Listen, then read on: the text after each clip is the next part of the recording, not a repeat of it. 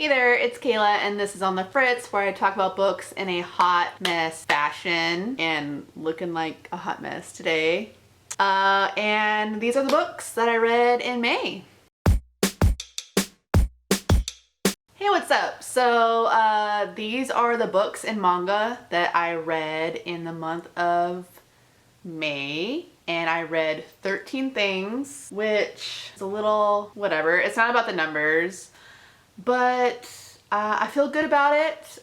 May, it has been raining probably every single day in May in Texas, and it's like about to start raining again right now. I'm so sick of the rain. Okay, so let's dive into the books. I'm going to go in order of when I read them to the most recent. That's how I do things. So the first thing I read in May was Barbarian's Lady by Ruby Dixon. This was a reread. I read it on audio and I gave it 3 stars. So I did not enjoy this book on the reread. I thought it was very boring. Not a lot happened plot-wise, like at all. And it's probably my least favorite in the entire series, at least on my rereads. So this is between Kate and Harek. Kate is like a 6'1", blonde. She's compared to looking like Brienne of Tarth from Game of Thrones. And she's just like bitter. She thinks everyone's making fun of her because of her height, because everyone's like, all the Sakui are just like shocked that she's such a tall and strong human. And she, I don't know, she just thinks everyone's making fun of her when really they think she's gorgeous and awesome. And Hark is just like obsessed with her, falls around like a puppy. So it's set up to be like enemies to lovers, but there is good banter, but I don't think there was enough build in the whole like enemies to lovers thing. It just felt more like she was annoyed with him and he kind of just like wore her down. Is basically it. They're on their way, they're traveling, and Harek is very accident prone. So there's a lot of like caregiving in this. And so then they bond over that. And that's about all that happens.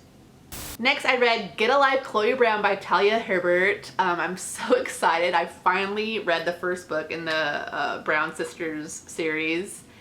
And this was amazing. Give it 5 stars. I listened to it on audiobook. It was a great audio listening experience. And I'm sure you know what this is about. I'm one of the few people that have read it. Chloe Brown has like a near-death experience type thing where her life flashes before her eyes and she makes a get a life list of things that she wants to do to make her life more exciting and to kind of push outside her comfort zone. Things on the list are riding a motorcycle, going camping. So they might not be extravagant things to some people, but they are to her. And she moves out of her parents' house and she's living on her own for the first time. And the love interest is Red. He is the maintenance man in her new apartment complex. And he has a very poor first impressions of her, but also a little bit of it is internalized. He's very bitter towards his ex-girlfriend, who was a rich, uppity girl, and Chloe kind of reminds her of his ex in that sense. But they're brought together, they kind of stumble into each other a lot, and she proposes this idea to him that she'll help him with his website. He is an artist, and she can see him work on his art from her apartment, and so she's just, while they're kind of like butt heads and don't get along, she is intrigued when it comes to his artwork because she sees the passion that he puts into making his art. And so she'll help him with that if he'll help her cross some things off her get a life list, and the romance goes from there. I didn't love the conflict. It was something that I had a feeling what would happen. It didn't quite happen the way I thought it would be, but I still loved it. 5 stars. The characters were just so engaging, so fully realized, quirky and unique without being obnoxious. I sometimes have a problem when certain authors try to make quirky characters, but I loved everything about this, and Talia Hibbert is quickly becoming one of my favorite authors because I did read something else from her that I'll talk about later. Okay, next I read Barbarian's Rescue by Ruby Dixon. I gave this one 4 stars. I listened to it on audiobook because it's also a reread. And even looking back now, this is one of my faves in the series, but it's not a 5-star. A lot of exciting things happen in this book, but it kind of happens early on and then at the very end. And so I felt like it was a little bit lackluster in the middle, but this is between, I almost said Sunny. This is between Summer and Warwick. Summer is a chatterbox. When she's nervous, she just talks all the time. And Warwick is very quiet. He's not a grump. He's very much a cinnamon roll, but he's very quiet. And they're together off by themselves at the fruit cave. And things happen, exciting things happen.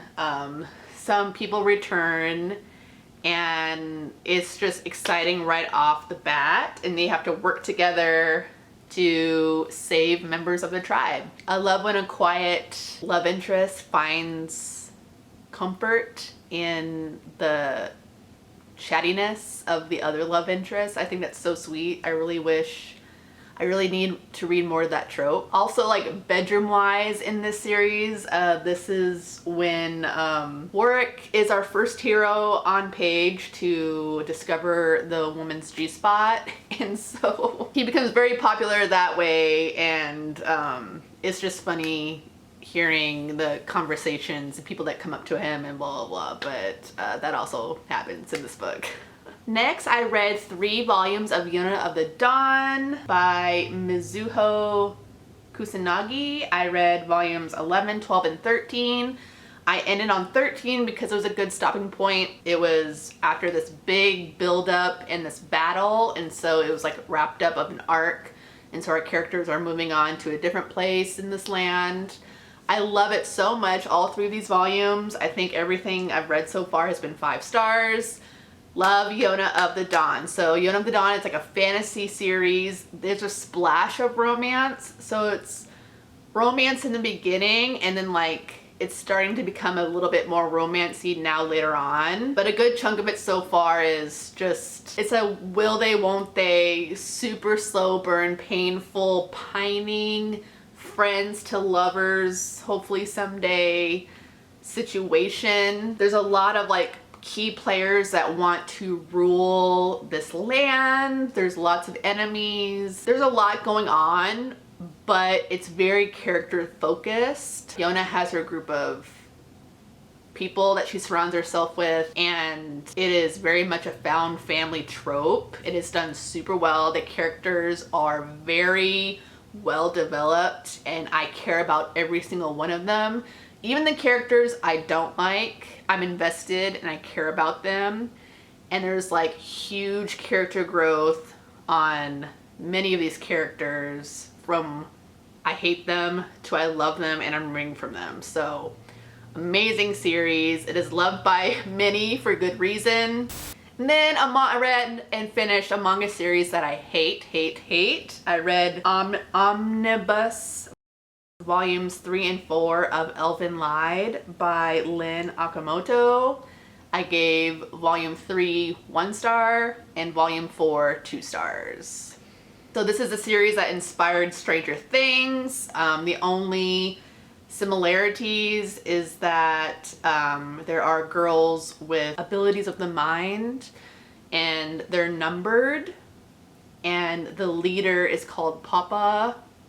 And that's like the only similarities in the entire series. So if you're curious, that's all there is. If you're also a Stranger Things fan and you want to read this, I don't recommend. I don't recommend this series to anybody at all.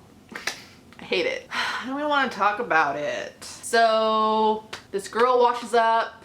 She's got powers. We don't. She has powers, but they don't. She finds some people. Oh God. she meets these two characters and they take her in, and she has like amnesia and like can't talk and can't do anything. And so she just like runs around naked and sexually assaults people, and everyone thinks it's cute and funny. But really she's like, she ends up having like an alter ego. It goes from like amnesia to alter ego to multiple personalities, which was not done very well in my opinion. I hate all these characters. I don't even want to talk about them. They're dumb and unlikable, even for a horror series. New characters are introduced, so volume 3 is basically characters are introduced and then they're killed off. So don't care about that. Artwork, art design, plot, gotcha moments are all lather, rinse, and repeat this entire series. So the same things just keep happening over and over and over again. New characters are automatically killed, or main characters that have been established die, but then, uh-oh, just kidding, they're not really dead. Happens over and over and over again. So nothing surprising. Nothing's well developed character-wise to where I care about anything that happens. All of the girls' backstories they're young and they have horrible relationships with their fathers.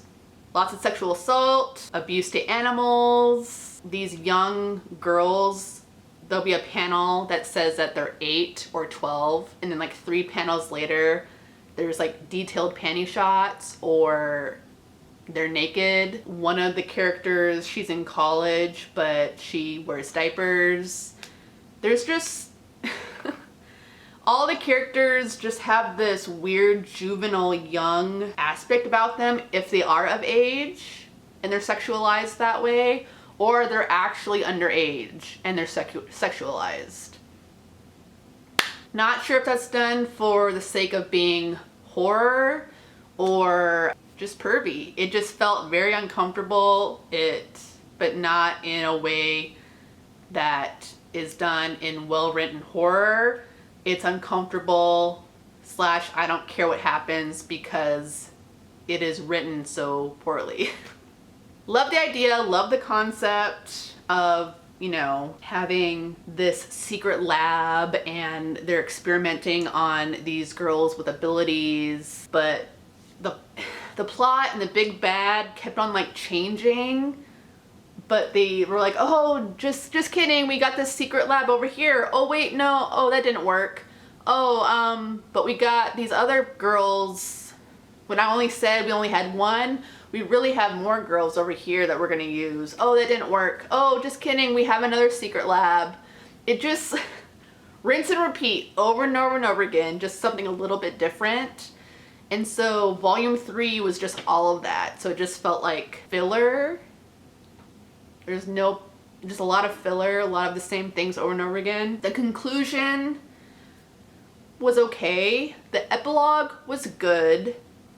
However, you have this like harem, basically, this boy and these group of girls, and it just kind of ends.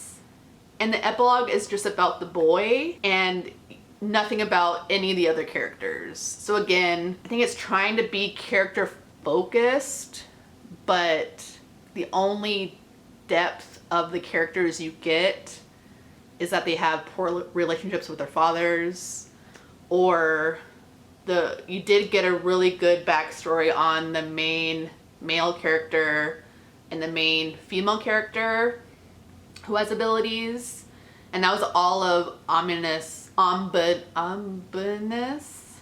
number 2, which is why I gave that one 3 stars. I read that in April, but yeah, I hated it. Don't recommend at all. If you for some reason like Girls by the Luna Brothers, I mentioned this in another video, there are some weird similarities between the two, horror sci-fi. That's another series I hate.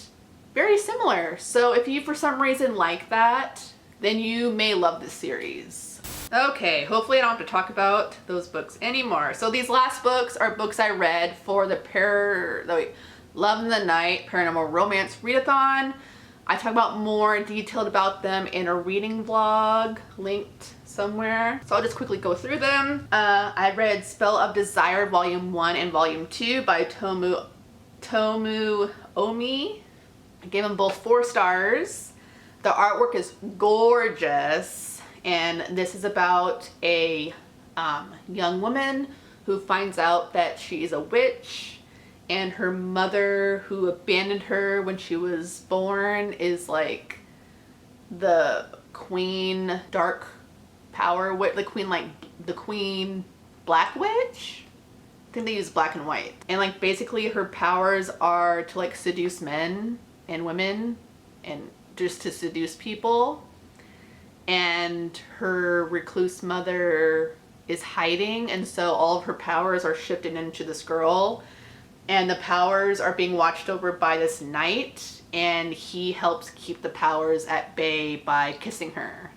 And it's very angsty and insta-lovey, and it's very much like she falls in love with him and she's like, oh, I love him, but he doesn't love me, when like clearly he does. And lots of angst, but I think that's what it's trying to do. It's only 5 volumes, but I'm loving it. It's fun. It's great. 4 stars. Okay, then I read Deal with the Demon by Chace Verity. This is a demon romance novella. I read it as an ebook, and I gave it 5 stars. Really love this. This was very sweet, which is kind of rare in paranormal romance. So our heroine is stressed out. She's working lots of jobs, and she like gets fired or let go, and she needs to find a new job and blah blah blah. And so she keeps seeing this like ad pop up everywhere, and so she downloads it. She thinks it's an app, and so she like accepts the terms and conditions, and it turns out like she signed a contract with a demon whose sole purpose is to find her satisfaction.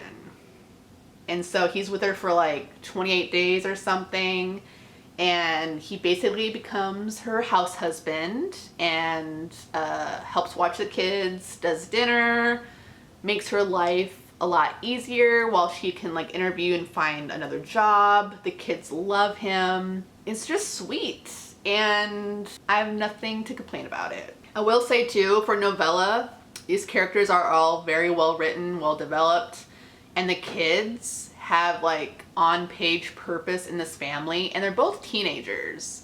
So having likable but realistic teenagers at the same time, well done. And the love interests like work together to be good parents, and they make good choices, and the dynamic is just amazing. Not super steamy, but very sweet and lovable. And if you're like me and like children in books, this is one to check out. Next I read Queen Takes Knights by Jolie Sue Burkhart. I read this as an ebook, and I gave it 5 stars. This was so good and very unexpected. This is about a girl who doesn't know she's a vampire, and she's about to die, and these 2 guys come and save her and tell her that she is a queen vampire, which is rare, and she's also from a house that is very powerful. There's like these different houses of vampires, and she's like the last remaining heir, so she's like super super super powerful, but like, you know, doesn't know it. And this is very hot and steamy poly relationship. It's gonna like turn into a larger harem as the series goes on, but it's still like poly as far as like everyone loves each other, the swords cross, that kind of thing. I thought this was just gonna be heavy on the sex, but it's very equal and balanced between sex and world building and plot and political intrigue. There's twists and turns, there's action, but then there's a lot of blood and sexy times revolving around the blood.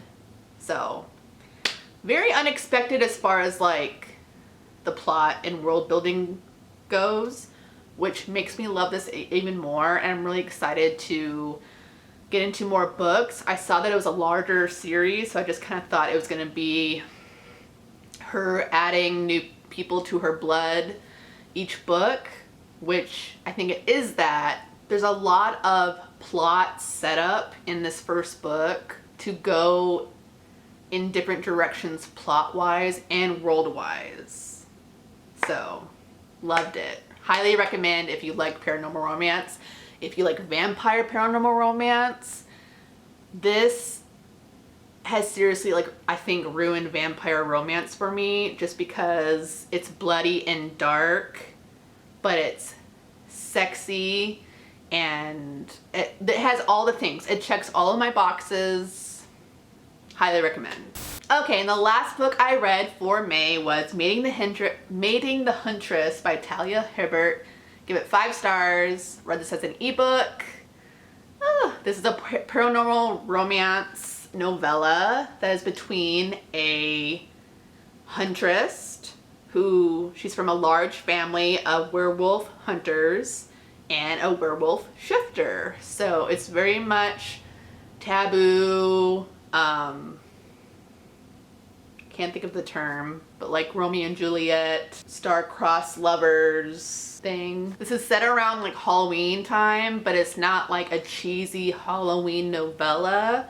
It just so happens to be Halloween, and it's done really well. The 2 love interests remind me a lot of Chloe and Red from Gillette Chloe Brown, where the heroine is very like spunky, snarky, independent. She's a strong woman. She's very close with her family, and then the hero is kind of a cinnamon roll artistic man, but he is very infatuated and protective over his woman. So this is a shifter romance. This is a fated mates trope. So our hero knows that the heroine is his fated mate.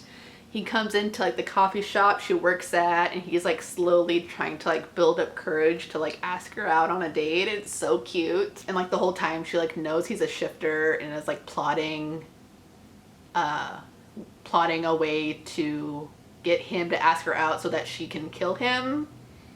There's like a prophecy element where an oracle said when she was born that her first hunt would tear out her own heart or something like that. And so she's not an actual huntress, but all of her sisters are, and she's like trained to do it, but she's never been like allowed to go out because of that prophecy, because of her mate. Ooh. This was amazing. This is like solidifying my love for Talia Hibbert. I love her characters. They are done so well. It's just so weird. Like I've always been a plot-based person, but when there's really, really good characters, especially in a romance, I'm just sold. Like, this is a novella, and plot-wise, not a whole lot happens. It's just them. It's a weekend. It's Halloween. They're going on some dates. They're liking each other. Things are happening, chemistry-wise. But not a lot happens like plot-wise. There's not like, it's just very intimate where it's the couple and you just kind of follow them. And that's all you really need in novella, because there's not a whole lot of pages. And so this was done really well. And the fact that Talia Hibbert is a contemporary writer and this was her first paranormal story is amazing, because it's done really well, especially the aspects of fated mates. So yeah, that's everything I read in May. I keep forgetting to say it's May. It feels like it's still May, but it's June. So these are the books I read in May. Getting my audiobook Mojo back, I'm very excited. Continuing getting into manga.